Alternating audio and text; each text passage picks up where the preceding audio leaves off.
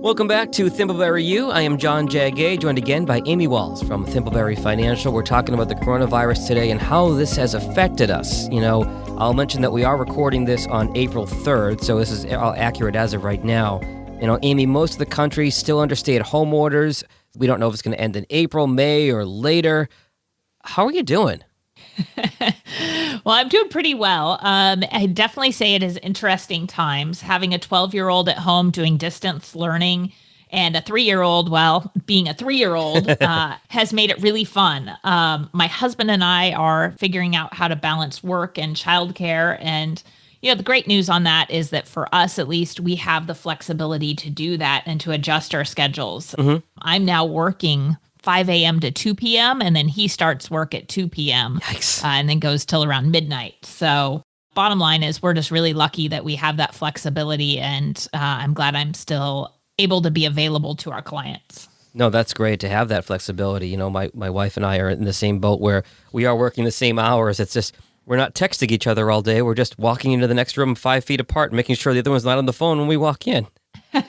In fact, my wife, because she's smarter than me, and I always tell all my single friends, marry a woman smarter than you, she had the foresight to order a desk and a chair from Amazon before this whole thing started. So she set up a little workstation in our kitchen. So we're at opposite ends of the house as we work. I'm hearing her boss's voice droning on and on conference calls a lot, but I have to be mindful now of when I walk into the kitchen when it's time to get lunch, before I turn the microwave or the toaster on, I've got to make sure that she's not on a conference call because she's a foot away.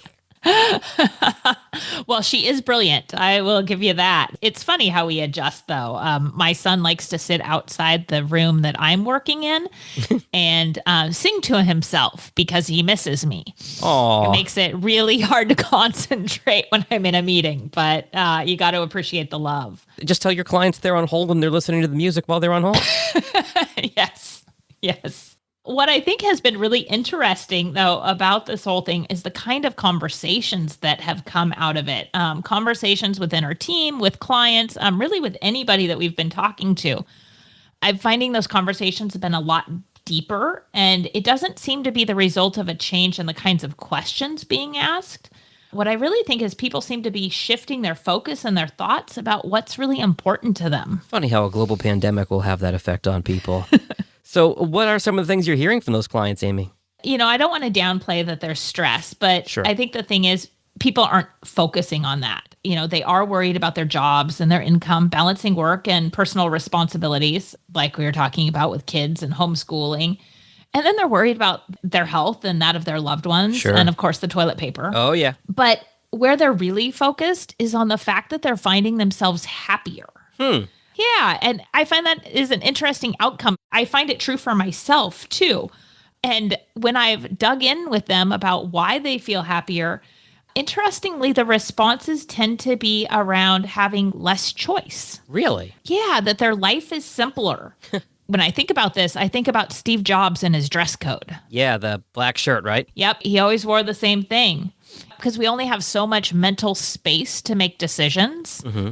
And while I enjoy eating out, I also am much more enjoying the fact that I know I have to cook because I'm on the dinner shift, right? Since I've done it too. Right. So if I didn't pull anything out of the freezer the night before, guess what? I've got to get it thawed pretty quickly.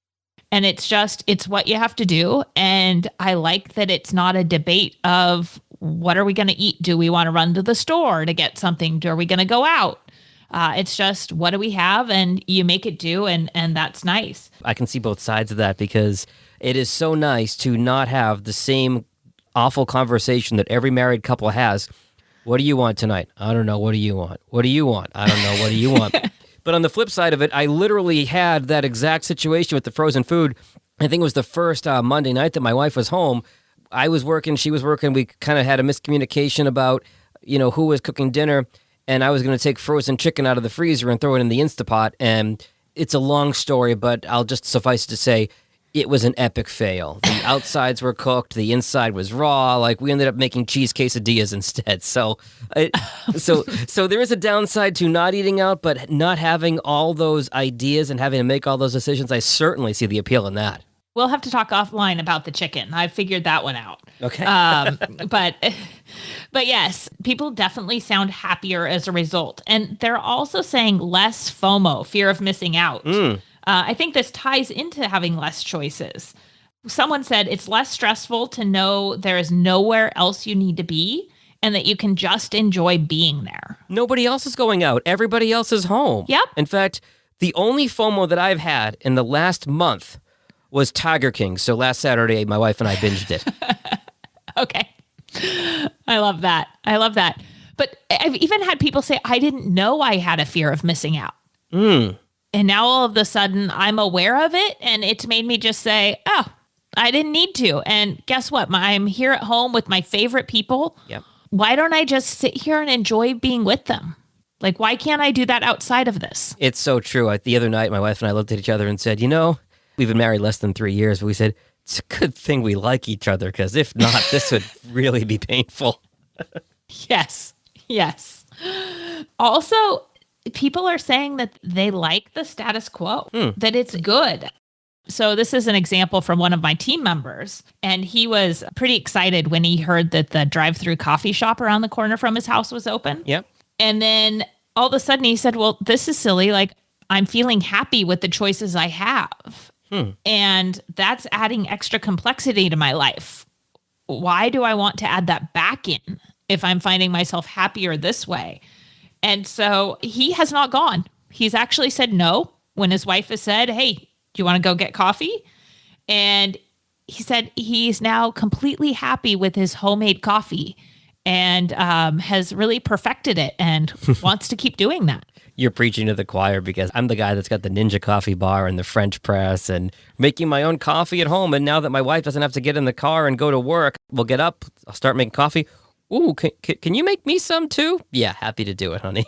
That's great. My husband drinks coffee, but now he drinks it at night. And Right. My daughter and I are big tea drinkers. So we have been going through lots and lots of tea. Another thing people are saying is that they're just more clear about what's important to them. Family and downtime, doing simple things, going for walks around the block in the States where you could do that. Gardening, I'm hearing lots of that. Here in Oregon, we've had, kind of a mix of really sunny days and a mix of rainy days. And so people have been enjoying getting outside to do that. And then baking and puzzles. Huh. Personally, I'll say my kids are really tired of me weeding when it isn't raining. And I insist that we're going to get some outside time. My son just spent a week not getting out of jammies. And I finally said, no, you're going to get dressed every day. And we're going to get outside more frequently. My wife's running joke is that neither one of us has worn pants with buttons in 2 weeks. You might want to do that, especially when it's with all the binge eating I'm hearing people are doing. Well, that's the beauty. There's no button. Elastic waistband, baby.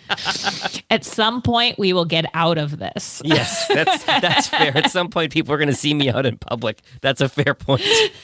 Yeah.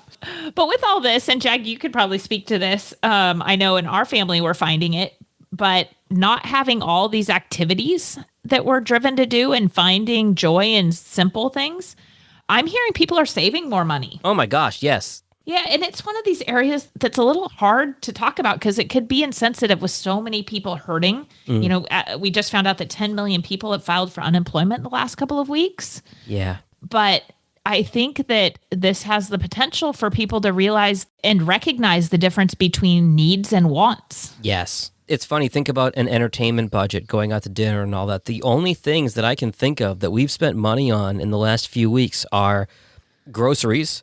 And then also, I subscribe to the New York Times crossword puzzle. It's $7 a month and it's on my iPad. So we finish dinner and then we throw the TV on and we do a crossword puzzle together every night. And $7 a month, that's a lot less than what we normally spend on entertainment. Oh, that's a good way to do that. I could see some Sudoku with my daughter. Oh, there you go. Absolutely. Yeah. How do you think that will change when we're out of this? I thought about this too, Amy. I'm really not sure. I think there's going to be more of an appreciation for the simpler things and staying home. But I think there's also going to be a little bit of a pent-up demand to go out to dinner with friends. Mm-hmm. We have kind of gotten into a habit, we're recording this on Friday. Tonight we've got a couple of couples that we're friends with that we're going to FaceTime and have a FaceTime date with. Just a double date over FaceTime. I think there's going to be some pent-up demand to see people in person. Mm-hmm. So I certainly think that's going to be a factor. But I also wonder about large events. I'm a huge sports fan, and I wonder if 100,000 people are going to want to pack into a football stadium in the fall. I wonder how that's going to affect long term. What do you think about when going back to normal life? It's a great question. And it's the real reason I wanted to talk about this in a podcast, because what we're talking about might be a little bit of an odd topic, or at least be perceived as an odd topic for a firm that does financial planning and wealth management. And of course, I don't know how it'll change, but it seems that the longer we shelter in place, the more likely these insights and learnings are to take hold for people. Mm-hmm. I do think that based on the conversations we've been having, and just like what you said, that there is going to be a desire to get out. I think there could also be fear in some of that. Yeah. Those social interactions for a while too. Sure. I think it could be likely that there is a shift in where people spend as a result of changing priorities. So for example, maybe it's not getting together with friends out at a restaurant, but it's having more social gatherings at home. Or for parents and grandparents, it's a desire to travel more and include extended family on those trips rather than doing, expensive things on a day-to-day basis that don't provide as much value or memory. And I think it could be a desire for people to live closer to their family and to work and to do more telecommuting. I think that's so true. So my wife works for kind of an old school company, without obviously saying who it is, and they didn't do a lot of telework and working from home. And now all of a sudden, everybody's working from home. And there's this thought that once this blows over, that maybe there's going to be a lot more working from home because, maybe you need less real estate, less office space for people. Maybe you have to pay less utilities if people are working from home. So I think fundamentally in the workspace side of things, it's really going to change a lot. I definitely would agree with you. I'm kind of kicking myself that we just moved our offices and into a much bigger space because maybe we didn't need to do that. I will enjoy it when we get back there, though. It is nice to get out of the house and have that dedicated workspace for sure. Absolutely. And while video meetings work well, there's still something about seeing people face to face that I think we'll never completely lose. Which leads me into my next question, Amy, which is how is all this changing the work that you're doing with clients and how you work with them? Yeah, how we work with them hasn't really changed. We have been set up since day one as a firm to be able to work remotely. We've just beefed up some of our abilities, and I'm sure we'll continue to on the virtual front and the options for clients. And I expect that once we are out of this sheltering in place or stay home orders, that we'll continue to have more virtual meetings than we used to. Mm-hmm. But I think ultimately what is likely to change is related to people having a stronger sense of what's important to them in life. Yeah. Because that will change their planning. I think there will be less focus on wanting money to last through retirement and more thought about how they want to spend their time, money, and energy. Mm-hmm. And with our focus on tech and healthcare, we work with millennials through the lost generation. And the millennials are actually already really good at defining what they want out of life. Mm-hmm. And I think we'll see more of that and have more conversations about maybe working 3 years and taking a year off to travel. And those complexities will make planning even more important for people. Oh, for sure. Yeah. And I think with those better defined goals, it's going to be more important for people to pay attention to things like their asset location and their tax strategies and to ensure that they have the right amount of money in the right place at the right time. Mm-hmm. And at Thimbleberry Financial, that doesn't change our planning process. I think it just changes how the clients might be thinking about it because we're already focusing on those topics. Agreed. And if somebody wants to talk to you at Thimbleberry, Amy, whether it's through a virtual meeting or just getting some clarity on what their financial future is going to look like, what are the best ways to reach you at this time? They could definitely reach us through our website at thimbleberryfinancial.com or give us a call at 503-610-6510. All right, Amy, drink some more of that tea and we'll talk to you soon. Sounds great, Jag. Be safe. Registered representative. Securities offered through Cambridge Investment Research, Inc., a broker-dealer, member FINRA, SIPC. Investment advisor representative, Cambridge Investment Research Advisors, Inc., a registered investment advisor. Cambridge and Thimbleberry Financial are not affiliated. Cambridge does not offer tax or legal advice. Thimbleberry Financial is located at 650 Northeast Holiday Street, Suite 1600, Portland, Oregon, 97232.